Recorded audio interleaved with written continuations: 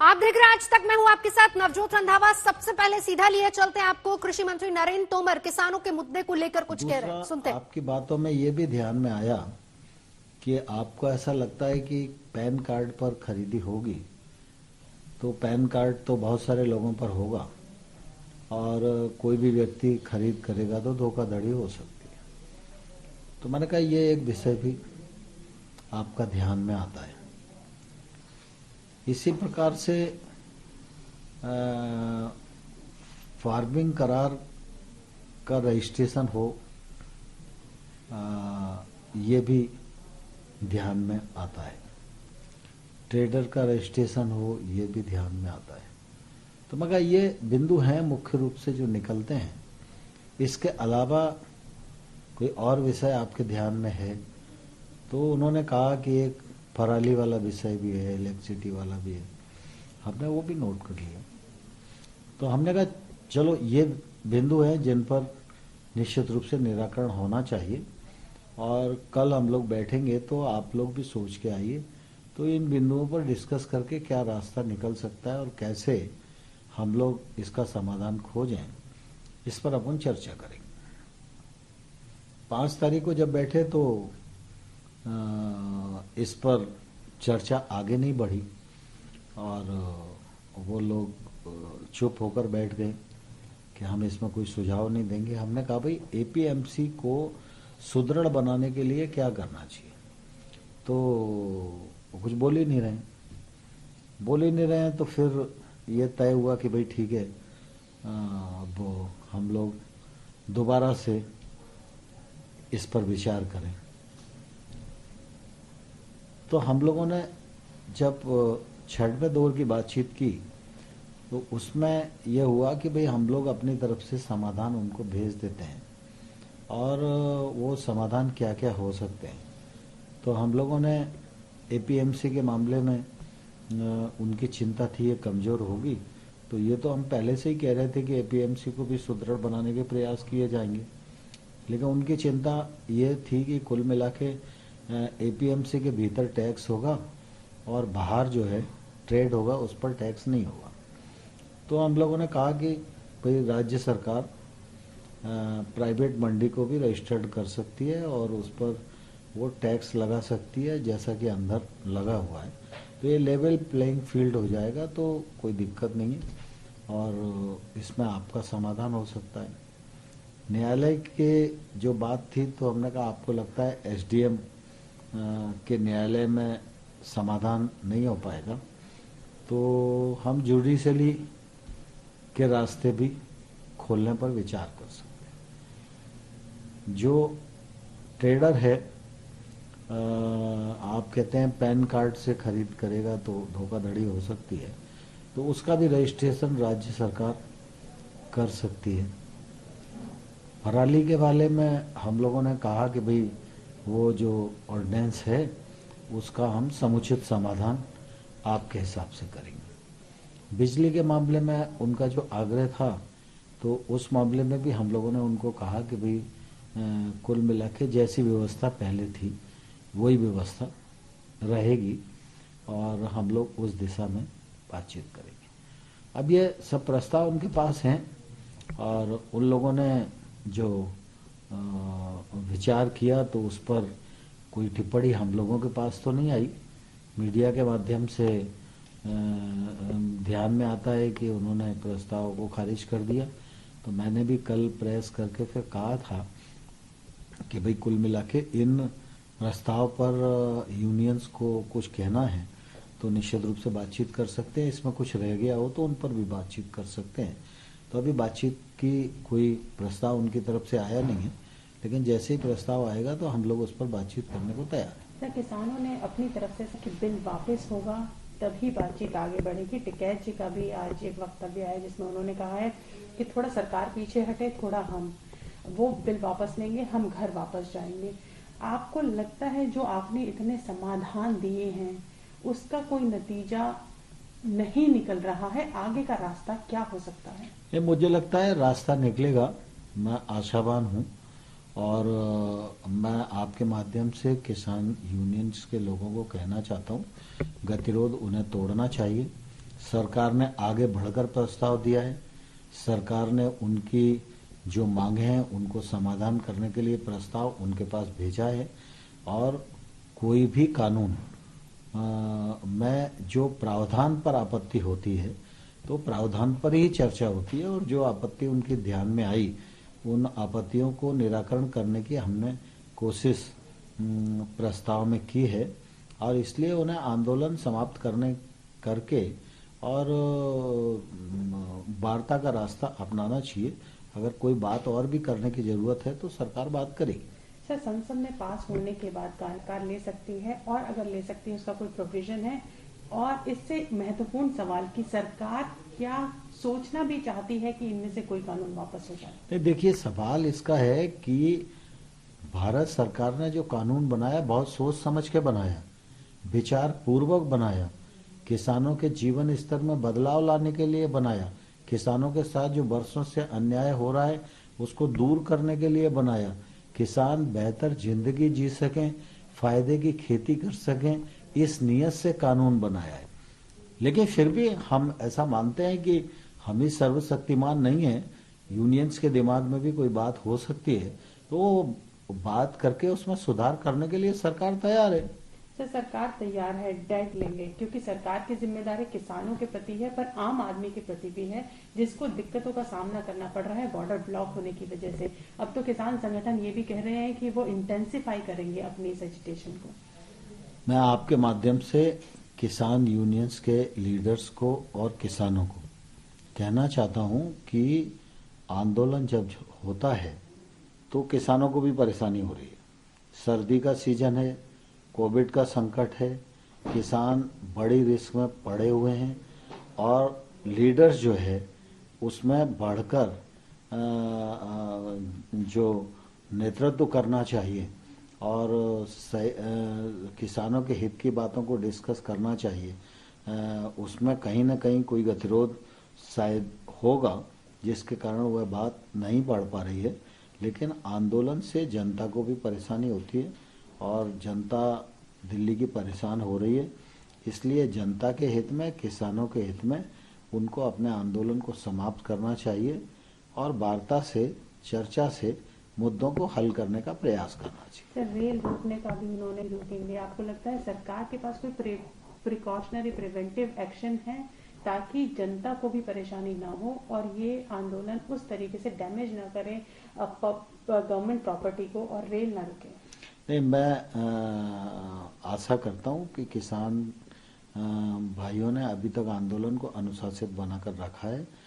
लोकतंत्र में अपनी बात कहने का, आंदोलन करने का अधिकार सबको है, लेकिन कोई भी सार्वजनिक संपत्ति, सरकारी संपत्ति और जनता की परेशानी ये न हो, यह भी चिंता यूनियंस को करनी चाहिए और इस जिम्मेवारी को भी यूनियन को महसूस करना चाहिए। सरकार अभी तक डायलॉग का रास्ता अपनाए हुए है, उन्होंने कहा है कि जितना भी हो सके हम किसानों से डायलॉग करते रहेंगे, हमारे रास्ते खुले हैं, पर भय भी न होए ना प्रीति। क्या सरकार इसमें विश्वास कर रही है आज के टाइम में?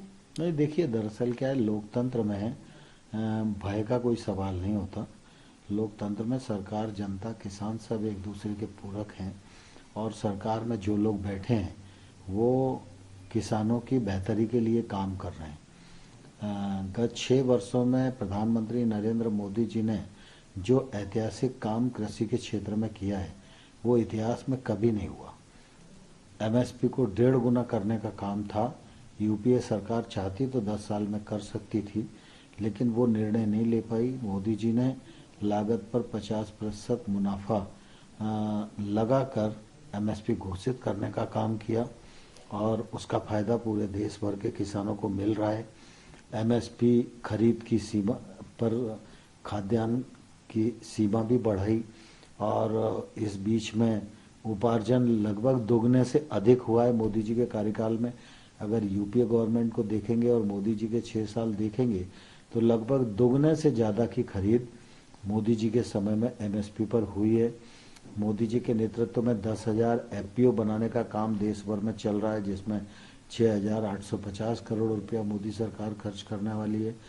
गांव में इंफ्रास्ट्रक्चर पहुंचे, खेती फायदे का धंधा बने, किसान के अपने उत्पादन को रोकने की क्षमता उसकी बढ़ सके, वाजिब मूल्य मिले उसका वो इंतजार कर सके। इसलिए गांव-गांव में इंफ्रास्ट्रक्चर विकसित हो, वैल्यू चेन विकसित हो। इस दृष्टि से प्रधानमंत्री जी ने 1 लाख करोड़ का इंफ्रास्ट्रक्चर फंड बनाने का काम किया है, जिसमें लगभग 1500 करोड़ रुपया अभी नीचे छोटी पैक्स को प्रोजेक्ट के लिए जारी भी कर दिया है। इन सब चीज़ों का निश्चित रूप से फायदा आने वाले कल में मिलने वाला है। कृषि से संबंधित जो क्षेत्र हैं उनके लिए भी, चाहे फिशरीज हो, चाहे वो एनिमल हस्बेंड्री हो, चाहे हर्बल खेती हो, छोटी फूड प्रोसेसिंग यूनिट हो, मधुमक्खी पालन हो, सबके लिए आत्मनिर्भर पैकेज में मोदी सरकार ने प्रावधान किया है। कृषि मंत्री नरेंद्र तोमर, 2 बातें जो अहम कही हैं वो सीधे तौर पर किसान आंदोलन से जुड़ी हुई। पहली बात, कानून वापस लेने को लेकर सरकार बिल्कुल विचार नहीं कर रही, सोच समझकर कानून बनाया गया, उन्होंने कहा। दूसरी बात यह कि जिस तरह के प्रस्ताव किसानों की तरफ से दिए गए थे, सरकार संशोधन को तैयार है, विचार करने को तैयार है। कहा कि किसान अब इस पर विचार करें और बातचीत के जरिए ही हल निकलेगा। आगे बढ़ेंगे। पश्चिम बंगाल के राज्यपाल भी अब एक्शन में आ गए हैं। राज्यपाल जगदीप धनखड़ ने आज प्रेस कॉन्फ्रेंस की। ममता सरकार पर जमकर बरसे। राज्यपाल ने कहा कि बंगाल में लगातार गिरती कानून व्यवस्था खतरनाक है, तो उधर केंद्र ने बंगाल के डीजीपी को तलब कर लिया है और इधर नड्डा के वापस लौटते ही अमित शाह का बंगाल कार्यक्रम बन गया। आज राज्यपाल ने ममता के उन बयानों पर क्या नसीहत दी जो वो देती रही हैं। কালকে হেস্টিংসে যান গিয়ে দেখুন কারা ছিল ওইটাতে, কারা ছিল তোমার দলে যারা ঈশ্বরচন্দ্র বিদ্যাসাগরের মূর্তি ভেঙে দিয়েছিল, আমাদের বুকের পাঁজর ভেঙে দিয়ে গিয়েছিল, তারা তোমার দলের লোককে দিয়ে তুমি নাটক তৈরি করছো, তোমার দলের লোককে দিয়ে তুমি নাটক সাজাচ্ছ। টুইটারে ধরা পড়েছিল কে? ফেক টুইট করার জন্য তোমার আইটি কোম্পানি। ভুলে যেও না, ডোন্ট ফরগেট অল দিস। मैं चाहता हूं राज्य में अमन रहे, चैन रहे। जब भी मेरे पास कोई जानकारी आती है मैं शेयर करता हूं, ताकि समय रहते हुए हालात बेलगाम और बेकाबू न हो। जब ये हालात नहीं सुधरे तो बेबसी की हालत में 9:05 पर मैंने चीफ सेक्रेटरी और डीजीपी को ये लिखा, मैसेज किया, आई कोट, मैं उस दृष्टि में बात कर रहा था कि लोग बेपरवाह होकर, बेलगाम होकर आपराधिक कृत्य कर रहे थे। नरेंद्र मोदी सरकार कोनो गणतंत्र मानছেন না, কোনো রাজ্য সরকারের সীমাবদ্ধতা মানছে না, কোনো ফেডারেল স্ট্রাকচার মানছে না, কোনো সংবিধান মানছে না। বিজেপি সরকার যখন যা ইচ্ছে তাই করছে আর আইন দেখাচ্ছে। রাজীব গান্ধীর 400 এমপি ছিল, কিন্তু এসব করতে সাহস পায়নি। আর বিজেপির 300 এমপি নিয়ে তাও অতটাও নয়। কিছু কিছু পার্টি কখনো কখনো স্বার্থ দিয়ে দেয় তাদের সাপোর্ট, তাই নিয়ে কি করছে, যখন যা ইচ্ছে আইন করছে। मैडम, भारत एक है, भारत की आत्मा एक है, भारत की नागरिकता एक है। ये जो खतरनाक खेल है, कौन बाहरी कौन अंदरूनी, आप इसको त्याग दीजिए।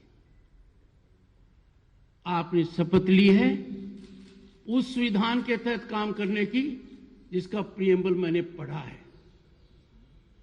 यदि अगर आप इस रास्ते से भटकती हैं तो मेरे दायित्व की शुरुआत होती है। আমার পরিবার খারাপ, আপনার পরিবার খারাপ, বাংলার সব পরিবার খারাপ। তোমরা ভুয়া তুলসী পাতা। গুজরাটের দাঙ্গা লোকে ভুলে গেছে, গুজরাটের দাঙ্গা লোকে ভুলে গেছে না, রেলের মধ্যে অত লোককে জ্বালিয়ে মারা সব লোকে ভুলে গেছে। কেউ বলেনি বন্ধু, সবার মনে আছে। স্টান্টবাজি করে হাজার হাজার কোটি টাকা দিয়ে मूर्ति बनावे। मैं आपसे विनम्र प्रार्थना करता हूं, गुजारिश करता हूं भारत के महान प्रजातांत्रिक व्यवस्था पर संविधान की भावना के विपरीत कार्य कर इस प्रकार का कदम मत उठाएं। मैं मानकर चलता हूं मेरी बात पर वो ध्यान देंगे। राज्यपाल ने साथ ही साथ ये भी कहा कि भारत एक है और भारत की आत्मा भी एक है। किसी को भी बाहरी कहना अपमान है। Good, it's a democratic country. JP Nadda or anybody can visit Kolkata. But the fact is that JP Nadda is from Himachal. He is not familiar with Kolkata, Bengal, the culture, heritage and history of Bengal. So it will have no impact. But JP Nadda may try. ये बाहर का है। हम कहां जा रहे हैं? संविधान की आत्मा से हम कितना और भटकेंगे? संविधान की आत्मा पर हम और कितना कुठाराघात करेंगे? भारतवर्ष में ये बात करना कि भारतवर्ष का नागरिक कहां पर अंदरूनी है, कहां पर बाहरी है।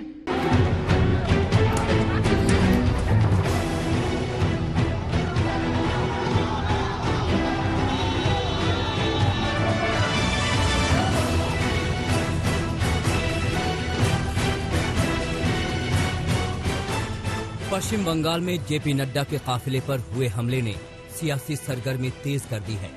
एक बार फिर ममता और केंद्र सरकार आमने सामने हैं। गृह मंत्रालय फुल एक्शन के मूड में नजर आ रहा है। पश्चिम बंगाल के राज्यपाल जगदीप धनखड़ से केंद्रीय गृह मंत्रालय ने रिपोर्ट मांगी है। वहीं राज्यपाल ने पूरे मामले को लेकर ममता सरकार पर निशाना साधा है। धनखड़ ने ट्वीट किया कि उन्होंने पहले ही अधिकारियों को आगाह किया था, लेकिन अब तक प्रशासन का रवैया सवालों के घेरे में है। मैंने जेपी नड्डा के काफिले पर हुए हमले को लेकर अधिकारियों को बुलाया था, लेकिन ये दुर्भाग्यपूर्ण है कि कोई अधिकारी अपडेट के साथ नहीं पहुंचा। ये लगातार राज्य में संवैधानिक सिस्टम की विफलता को दर्शाता है। अब राज्यपाल आज कोलकाता में राजभवन में मामले को लेकर प्रेस कॉन्फ्रेंस करेंगे। पश्चिम बंगाल के बीजेपी अध्यक्ष दिलीप घोष ने गृह मंत्री को चिट्ठी लिखी, जिसमें जेपी नड्डा की सुरक्षा में चूक का मुद्दा उठाया। दिलीप घोष ने पश्चिम बंगाल की पुलिस की भूमिका पर भी सवाल खड़े किए। कानून व्यवस्था पूरा चरमरा गई है और इसीलिए बार बार 356 जारी की लोगों की दावा बढ़ रही है। मैंने कल होम मिनिस्टर को चिट्ठी लिखा था कि माननीय नड्डा जी का जो सुरक्षा व्यवस्था उसमें काफी चूक हुई है। राज्य सरकार की तरफ से कोई सहयोग नहीं था, पुलिस नहीं था, कहीं पर पुलिस था भी तो उनके सामने सारा उत्पात किया गया। दिलीप घोष की चिट्ठी के बाद गृह मंत्रालय एक्शन में आया और मामले की रिपोर्ट राज्य सरकार से मांगी है। गृह मंत्रालय के आदेश के बाद सीआरपीएफ के सीनियर अधिकारी दिल्ली से भेजे गए, जो सुरक्षा को लेकर रिपोर्ट देंगे। उधर जेपी नड्डा ने हमले के बाद ममता सरकार पर निशाना साधा। आप मेरे बुलेट प्रूफ व्हीकल पर देख सकते हैं, बाहर के विंडस्क्रीन में the impact of the brick, it was because of bulletproof vehicle that I was saved. But Kailash ji का बायां हाथ फ्रैक्चर भी हुआ और जिस तरीके से इनकी गाड़ी को आप देखिए, कोई शीशा नहीं बचा है। साफ दिखता है कि यहां लॉलेसनेस है, अराजकता है, असहिष्णुता है, इनटॉलरेंस है और पॉलिटिकल डिबेट के लिए कोई भी स्थान नहीं है। बीजेपी ने हमले को लेकर टीएमसी पर निशाना साधा तो ममता बनर्जी ने भी केंद्र सरकार पर हमला किया। ममता ने हमले को बीजेपी का सियासी नाटक करार दिया।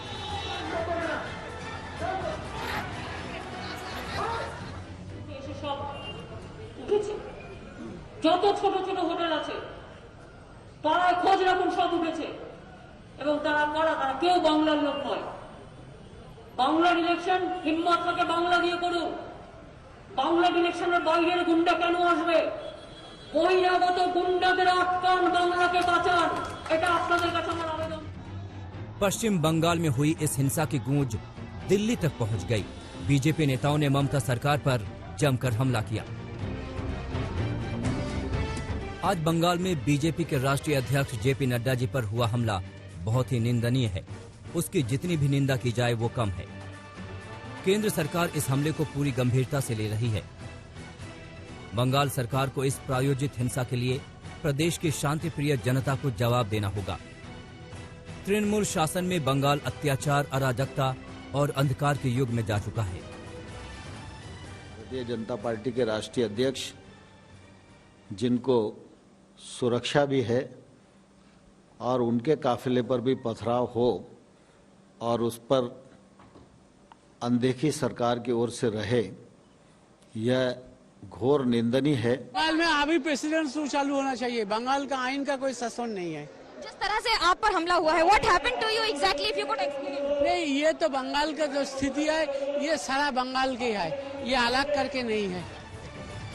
बहरहाल पश्चिम बंगाल में सियासी सरगर्मी को इस हमले ने और तेज कर दिया है, जहां केंद्र और ममता सरकार आमने सामने हैं। बीजेपी के राष्ट्रीय अध्यक्ष जेपी नड्डा की गाड़ी पर हुए हमले के बाद अब आरोप प्रत्यारोप का दौर शुरू हो गया है। टीएमसी का कहना है कि अगर केंद्र सरकार में काबिज बीजेपी के पास, जहां बीएसएफ है, सीआईएसएफ है, सीआरपीएफ है और न जाने ऐसी कितनी फोर्सेस हैं, तो फिर उन्हें बंगाल में आने से डर क्यों लग रहा है?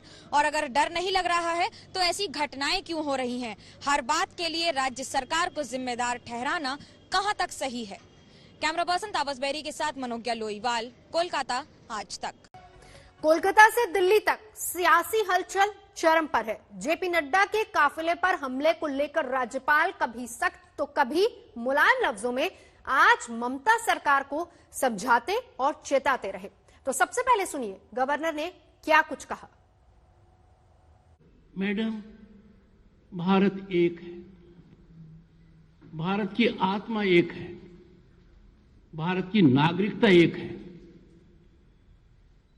ये जो खतरनाक खेल है, कौन बाहरी कौन अंदरूनी,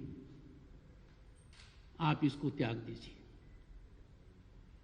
आपने शपथ ली है उस संविधान के तहत काम करने की जिसका प्रियम्बल मैंने पढ़ा है।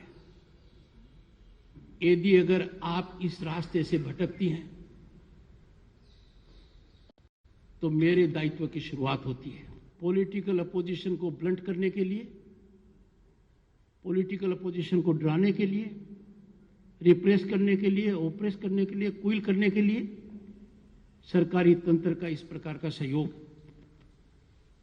दर्दनाक भी है, दुखदायी भी है और जो कर रहे हैं उनके लिए बहुत खतरनाक है। जब भी मेरे पास कोई जानकारी आती है मैं शेयर करता हूं ताकि समय रहते हुए हालात बेलगाम और बेकाबू न हो। जब ये हालात नहीं सुधरे तो बेबसी की हालत में 9:05 पर मैंने चीफ सेक्रेटरी और डीजीपी को ये लिखा, मैसेज किया, आई कोट, मैं उस दृष्टि में बात कर रहा था कि लोग बेपरवाह होकर, बेलगाम होकर आपराधिक कृत्य कर रहे थे। मैं आपसे विनम्र प्रार्थना करता हूं, गुजारिश करता हूं, भारत के महान प्रजातांत्रिक व्यवस्था पर संविधान की भावना के विपरीत कार्य कर इस प्रकार का कदम मत उठाएं। मैं मानकर चलता हूं मेरी बात पर वो ध्यान देंगे। Madam chief minister, please don't play with fire of this nature.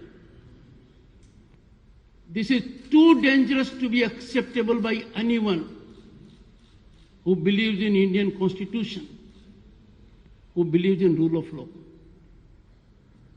Let me invite attention of the Honorable Chief Minister to the preamble of Indian Constitution.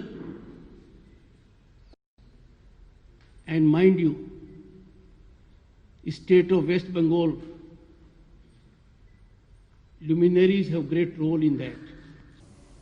Withdrawal of this video with apology will raise her stature, will do justice to rule of law, constitution and our rich Bengali culture. Bengal का सारा बवाल JP Nadda के काफिले पर पथराव को लेकर शुरू हुआ। नड्डा समेत बीजेपी नेताओं की गाड़ियों पर पथराव किया गया। कोलकाता से वापसी से पहले जेपी नड्डा से हमारी सहयोगी मनोज लोईवाल ने इसी मुद्दे पर बात की। बीजेपी के राष्ट्रीय अध्यक्ष जगत प्रकाश नड्डा 2 दिन के दौरे पर हैं बंगाल के, लेकिन ऐसी कई बातें हुई हैं जिसने कई सवाल भी खड़े कर दिए हैं। कैसा रहा आपका अनुभव? गाड़ी पर तोड़फोड़ भी हुई और काफी सारी बातें आपने खुद भी देखी। देखिए, बंगाल का जिस तरीके से ममता जी के नेतृत्व में यहाँ सरकार चल रही है पिछले 10 सालों से, वह इस बात को स्पष्ट बताता है कि यह कटमनी कल्चर है, भ्रष्टाचार है, ऊपर से नीचे तक आकंठ भ्रष्टाचार में डूबे हुए हैं, लॉलेसनेस है और लॉलेसनेस के साथ साथ पॉलिटिकल पेट्रोनेज के साथ वायलेंस है और विकास के खिलाफ परिस्थितियों को पैदा करना यहाँ ममता जी की आदत है। इसलिए हम जानते थे और इसको एक्सपोज करना ये हमारी जिम्मेवारी है, इसको जनता के सामने उजागर करना ये हमारी जिम्मेवारी है। उसको हम बखूबी करेंगे और जनता बीजेपी के साथ है। मुख्यमंत्री ममता बनर्जी कह रही हैं जनता टीएमसी के साथ है, लेकिन आप हैं कि केंद्र की फोर्सेस को लेकर, बाकी सबको लेकर यहाँ पर अपना रुतबा रुबाब दिखाकर नौटंकी कर रहे हैं। देखिए, ये शब्दावली जो ममता जी की है, ये उनके संस्कारों के बारे में बताता है। This speaks volumes about her personality, about her culture, about the traditions in which she is brought up. So she has to answer that question. But politically, अगर आप matured answer मेरे से चाहते हैं, तो सच्चाई ये है कि यह भारत देश फेडरलिज्म में विश्वास करता है। यह भारत देश में सभी लोगों को पॉलिटिकल राइट है कि वो अपनी बातों को रख सके और भारतीय जनता पार्टी के कार्यकर्ताओं का दायित्व है कि जहां श्यामा प्रसाद मुखर्जी और आचार्य देव जो हमारे पहले अध्यक्ष बने, उन्होंने जिस विचारधारा को प्रोपोगेट किया वो बंगाल में प्रतिपादित हो और बंगाल के कल्चर के साथ उसको अलाइन करते हुए आगे बढ़ने का काम है। आरोप ये लग रहे हैं कि आप हिंदू और मुसलमान करके बंगाल में ध्रुवीकरण करके, बंगाल में राजनीति करके अपना सत्ता में आना चाहते हैं। हमारा नारा विकासवाद का है। आयुष्मान भारत हो, चाहे प्रधानमंत्री किसान सम्मान निधि हो, चाहे उज्ज्वला योजना हो, चाहे उजाला योजना हो, चाहे जनधन योजना हो, यह किसी को भी धर्म के आधार पर बांटता नहीं है। ये सभी के लिए बराबर है और मोदी जी के द्वारा सबको मुख्य धारा में शामिल करने का काम किया है। सबका साथ, सबका विकास, सबका विश्वास, इसी मंत्र को लेकर हम चल रहे हैं। जब सीए लागू करेंगे तो उसमें तो धर्म की बात आएगी, उसकी जवाबदेही कैसे होगी? धर्म की बात नहीं आएगी, नेशन की बात आएगी। Those who have been religiously persecuted in Pakistan, Bangladesh, Afghanistan, उनको भारत में स्थान देने का विषय है, क्योंकि उनको उस देश में जो सेकुलर कहता था वो सेकुलरिज्म वहां नहीं बचा है। उनको बचने की जगह भारत है, इसलिए उसकी चिंता हमने। जब बात भारत की हो रही तो भारत में किसान बार बार आपकी सरकार के खिलाफ आवाज उठा रहे हैं, क्या सरकार विफल हो रही है बार? बिल्कुल नहीं, हम किसान के साथ बातचीत करते रहेंगे, उनको हम समझाते रहेंगे। जो रिफॉर्म्स आए हैं वो सारे रिफॉर्म्स किसानों के हित में हैं और किसानों को ऑप्शन भी है कि आप उसमें शामिल हो या ना हो। तो हमको रिफॉर्म्स में आगे तो बढ़ना ही है और वो बढ़ने में किसान भी हमारा साथ आज नहीं तो कल देंगे। बंगाल छोड़ने के पहले बंगाल के लोगों और कार्यकर्ताओं के लिए आपका संदेश? बंगाल के लोगों के लिए मेरा ये संदेश है कि जिस तरीके से ममता ने बंगाल को देश में इसकी छवि धूमिल की है, इसको यहाँ से हमको लॉक स्टॉक एंड बैरल यहाँ नमस्ते करना चाहिए, तिरस्कार करना चाहिए और भारतीय जनता पार्टी और कमल का स्वागत करना चाहिए। और कार्यकर्ताओं को मैं कहना चाहता हूं कि यह भारतीय जनता पार्टी है जिसने हर जुल्म को सहते हुए प्रजातंत्र की रक्षा की है, फिर चाहे वो इमरजेंसी हो, फिर चाहे वो किसी भी प्रशासन के शासक का दमनकारी नीति हो। यहां भी इस दमनकारी नीति को हम उखाड़ फेंकेंगे उन कार्यकर्ताओं के साथ मिलकर। केंद्रीय मंत्री रविशंकर प्रसाद ने कहा है कि कल की घटना शर्मनाक है। आज तक से खास बातचीत में रविशंकर प्रसाद ने ममता बीजेपी के जनाधार से परेशान है ऐसी बात भी कही। हमारे साथ बातचीत करने के लिए केंद्रीय मंत्री और बीजेपी के वरिष्ठ नेता रविशंकर प्रसाद। रवि जी, कल जिस तरीके से बीजेपी के अध्यक्ष जेपी नड्डा के काफिले पर पथराव हुआ, उसके बाद ममता बनर्जी कह रही है ये तो ड्रामा है। मैं एक ही बात हूं, ममता जी आप क्या कर रही हैं? ममता जी फिर पूछता हूं, आप कर क्या रही हैं? आप तो संघर्ष से आई हैं ना, लड़ी थी सीपीएम से आप, और आपने सीपीएम के सारे अवगुण को और अपने अंदर समा लिया। ममता जी भाजपा के ऊपर हमले करके आप भाजपा के विकास को बंगाल में रोक नहीं पाएंगी। ये आपने पहले भी किया, 130 लोग मरे, हम 18 जीत गए। अब आपने हमारे राष्ट्रीय अध्यक्ष पर हमला करवाया, हमारे महामंत्रियों पर करवाया, जो दुनिया की सबसे बड़ी पार्टी के राष्ट्रीय अध्यक्ष हैं। क्या लोकतंत्र में लोकलाज सब खत्म हो गया है? ये ठीक नहीं है। इसके हम बहुत भर्त्सना करते हैं और इसका बहुत बड़ा खामियाजा पूरे टीएमसी को जनता जवाब देगी। सर, लेकिन ममता बनर्जी से लेकर तमाम टीएमसी के नेता ये कह रहे हैं कि ये सब बीजेपी खुद ही करवाती है और आरोप जो है वो टीएमसी पे लगा देती है राजनीति करने के लिए। तो भाजपा के 130 कार्यकर्ताओं को भाजपा ने मरवाया क्या? ये कौन सा तर्क है? क्या वहां के प्रशासन की निष्पक्षता छुपी हुई है क्या? कितने वो पूर्वाग्रह से काम करते हैं और टीएमसी के दबाव में काम करते हैं? ये तर्क क्या है कि हमारे अध्यक्ष जी ने सबके नाम बताए हैं, पोस्टमार्टम नहीं होता है? ये तो सब कोर्ट को हस्तक्षेप करना पड़ा कई मामलों में, आपको पता है। तो ये बहुत पीड़ादायक है, मैं इसकी भर्त्सना करता हूं।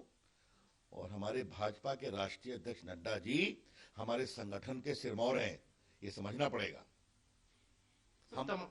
हम शांतिपूर्ण तरीके से अपना काम करेंगे, लेकिन ये मैं बहुत विनम्रता से कहना चाहूंगा टीएमसी के लोगों को और उनके नेता को, अगर उनको लगता है कि इससे भाजपा की हिम्मत टूटेगी तो कभी नहीं होगा। चुनाव के अंदर मतलब आपको लगता है कि जैसे जैसे आगे आएंगे उसी तरीके इस तरीके के दृश्य देखने को मिलते रहेंगे? ये उनकी हताशा है और बंगाल की जनता को हम समझते हैं। बंगाल की जनता ने अगर हमें 18 लोकसभा जिताया, 40% हमारा वोट शेयर पहुंचा दिया, तो बंगाल की हवा किधर बह रही है ये देश देख रहा है। उनके तमाम नेता जो हैं रवि जी, वो एक एक करके छोड़ के जा रहे हैं। मुकुल राय आपकी पार्टी में आ गए हैं, उनके कई सांसदों ने इस्तीफा दिया, कई मंत्री, बड़े बड़े मंत्री वो पार्टी छोड़ चुके हैं। क्या ममता बनर्जी की जमीन खिसक रही है, इसीलिए वो इस तरीके से टीएमसी का व्यवहार है? देखिए, अब इस पर तो मैं कुछ नहीं कहूंगा, कुछ तो उनके गड़बड़ी है ही है, लोग देख ही रहे हैं। ममता जी परिवारवाद को इस तरह से आगे बढ़ाएंगी तो उसका रिएक्शन है, लेकिन इस पर मैं कुछ नहीं कहूंगा। एक बात लगता है, जहाज डूब रहा है। सर, एक दो सवाल और है मेरे छोटे से। सर, गवर्नर हैं, उन्होंने ये भी कहा है कि कानून व्यवस्था जो है वहां लचर हो गई है। डीजीपी और चीफ सेक्रेटरी को उन्होंने कहा है कि सम्मन किया है और एमएचए को रिपोर्ट भी भेज दी है। उन्होंने कहा कि सुरक्षा में सेंध, वो भी तब जब सारी प्रोटोकॉल पूरे। राज्यपाल जी के रिपोर्ट पर कोई टिप्पणी नहीं करूंगा, वो गृह विभाग देखेगा।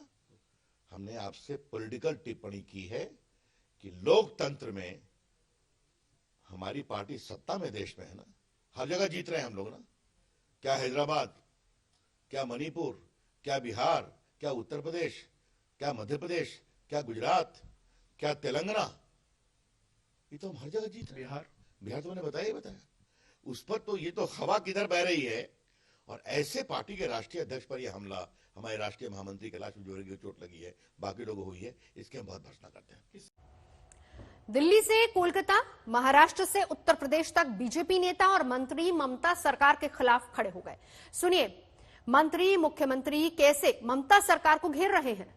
भारतीय जनता पार्टी के राष्ट्रीय अध्यक्ष, जिनको सुरक्षा भी है और उनके काफिले पर भी पथराव हो और उस पर अनदेखी सरकार की ओर से रहे, यह घोर निंदनीय है। और मैं पश्चिम बंगाल की इस घटना की कठोर शब्दों में निंदा करता हूं। It is fortunate Mr. Nadda's car was bulletproof. Otherwise, this clearly was an attempt to muzzle democracy in West Bengal, and we strongly condemn it. Bharatiya Janata party के राष्ट्रीय अध्यक्ष माननीय श्री जेपी नड्डा जी पर हुआ हमला पश्चिमी बंगाल सरकार की हताशा और निराशा को प्रदर्शित करता है। हम लोग इस हमले की निंदा करते हैं। ये हमला पश्चिमी बंगाल के अंदर कानून व्यवस्था की बदहाल स्थिति को प्रदर्शित करता है। जेपी नड्डा बंगाल में हमले पर ममता सरकार को घेर रहे हैं, तो जवाब देने के लिए ममता बनर्जी के पास दलीलों की कमी नहीं है। सुनिए, क्या जबानी जंग चल रही है दोनों में। प्रशासन नाम की कोई चीज नहीं है, राजनीतिक विद्वेष के साथ काम चल रहा है। क्या हम ऐसे ही बंगाल की कल्पना करते हैं? आज ममता सरकार ने जिस तरीके से राजनीतिक घटनाक्रम चला रही हैं, वह प्रजातंत्र के लिए अत्यंत घातक, it is detrimental to the Indian democracy. और यह स्पष्ट बताता है कि इनटॉलरेंस दाय नेम इज ममता। गुंडाকে নিয়ে গুন্ডামি করছে। কালকে হেস্টিংসে যান গিয়ে দেখুন কারা ছিল ওইটাতে, কারা ছিল তোমার দলে যারা ঈশ্বরচন্দ্র বিদ্যাসাগরের মূর্তি ভেঙে দিয়েছিল, আমাদের বুকের পাঁজর ভেঙে দিয়ে গিয়েছিল, তারা তোমার দলের লোককে দিয়ে তুমি নাটক তৈরি করছো, তোমার দলের লোককে দিয়ে তুমি নাটক সাজাচ্ছ। টুইটারে ধরা পড়েছিল কে? ফেক টুইট করার জন্য তোমার আইটি কোম্পানি। ভুলে যেও না, don't forget all this. Mamata ji को प्रशासन नाम की चीज का आइडिया जीरो है। She knows nothing about administration. कभी भी सीआईएसएफ, सीआरपीएफ सड़क पर खड़े होकर के पत्थरबाजों को नहीं रोकती है, वह सब्जेक्ट को प्रोटेक्ट करती है। उनका काम सब्जेक्ट को प्रोटेक्ट करना है। उनका काम सड़क पर खड़े होकर के जो लोग वहां पत्थर इकट्ठे कर रहे थे उनको रोकना हमारा काम नहीं है, वो स्टेट पुलिस का काम है। और स्टेट पुलिस को प्रश्रय देना ये ममता जी का काम रहा है। ये मेरा चार्ज है। এই নরেন্দ্র মোদী বাবুদের সরকার শুধু পরিকল্পনা করে, নাটক তৈরি করে, নিজে তৈরি করে ঘটনা ভিডিওতে সাজিয়ে সব মিডিয়ায় পাঠিয়ে দিচ্ছে। আর মিডিয়ার কোনো ক্ষমতা নেই ওদের মুখের উপরে একটি কথা বলবার। जेपी नड्डा के काफिले पर हमले ने पश्चिम बंगाल की सियासत को और गर्मा दिया है। कोलकाता से लेकर दिल्ली तक बीजेपी के कार्यकर्ता हंगामा कर रहे हैं, तो दूसरी तरफ टीएमसी डायमंड हार्बर की पत्थरबाजी को राजनीतिक रूप देने में लगी हुई है।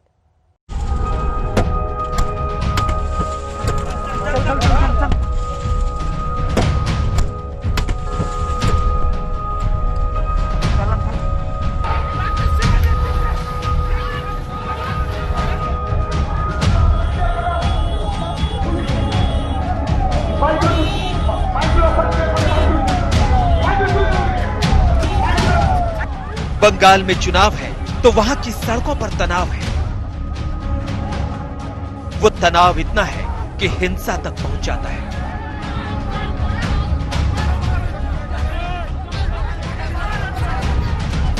लेकिन वहीं से फिसलती दिखती है पश्चिम बंगाल की राजनीति।